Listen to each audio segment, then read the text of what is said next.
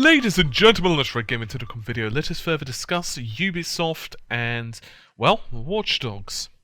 So it's actually been unveiled in the latest issue of Edge, which by the way is Edge 265, and they said, or rather, the creative director Jonathan Morin said, they forced us to go at E3 2012. We didn't know what the hell these new consoles would be, so Watch Dogs has really worked on 7th gen systems since the start, but we always pushed the ideas to design the core of Watch Dogs in such a way that we felt it would fit with what we thought were the future of games.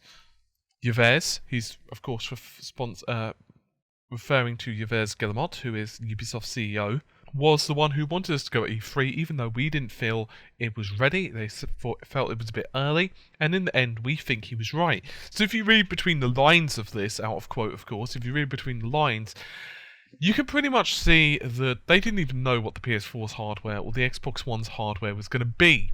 For all they knew, the system was going to be significantly inferior to what it was. In reality, they kind of got this halfway house, because there is some visual downgrading, I feel personally, on Watch Dogs. I've seen the GIFs. Now, I'm not saying it's quite as prolific as what some are making it out to be, but in my personal opinion, it doesn't look quite as good as those original GIFs. I'm very curious to see, when the title is finally released, how will it look on the PC on the highest specs. Obviously, we're not going to know this until the release date, which is May the 27th. And I've personally been very vocal that I don't really feel that either next generation console, either the PS4 or X1, are as powerful as what many in the gaming industry had hoped for. That's not to say they're crap, technically, but they are worse than what we expected. There's several pieces of evidence of this. I'm certainly not going to cite them all. One of them is when, and I've mentioned this one previously, but back before the consoles were unveiled, well before that, I don't remember if it's 2011 or 12, I think it was 11. But regardless, anyway, there was the Samaritan demo released by Epic, and that was targeting 2.5 teraflops of computing power. Obviously, we didn't get that. Speaking from the highest end, the PS4 1.84. Also from Epic, they had to remove SVOGI lighting from Unreal Engine 4. By the way, guys, I'm still partially sick, so if my voice goes a bit weird, I can only apologise. They had to remove that. You can tell because, well, there's an official forum post on there. You can actually check this comparison out, by the way. Go to the channel. You can search Elemental on the search bar, and you'll find out my PS4 versus PC Elemental demo comparison.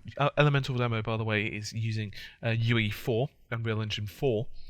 And there's also a link in there which takes you to an article that I wrote, and you could see that there were some quotes from Epic, and basically this was on their own forums. And to cut a long story short, they felt that they needed a graphics card of at least a GTX 680 to really utilize SVOGI lighting in place of the more traditional rendered lighting effects.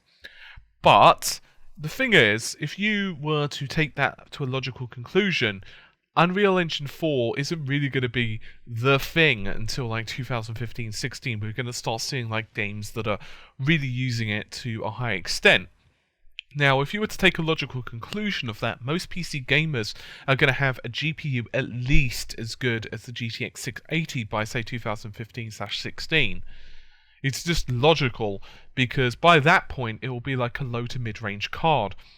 Average product cycle of a PC GPU is around 12 months. Now obviously it really depends on what goes on. Sometimes, for example, with the GTX 480 to, say, the 580, just using Nvidia for a moment as an example, what would happen is, there's a small performance increase, but it's like 25-30%. Obviously depends heavily on what brand you get, how heavily it's overclocked, how lucky you are, that type of thing. But it could be 25%, 20% depending. But let's even assume it's 30%. It's not that great of it. It's not that much of a major deal. But on the other hand, the 580 to the 680 was quite a huge jump. And so obviously it depends really on the product cycle.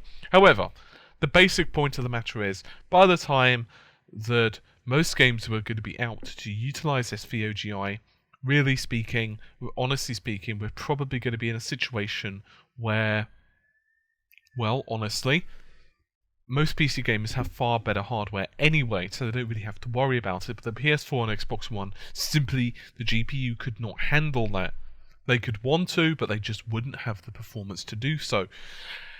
So, I feel that in the case of Watch Dogs, what basically happened is they used a fairly high-end PC to show off the title, and in the end, it basically ended up that they just couldn't run it how they wanted it to.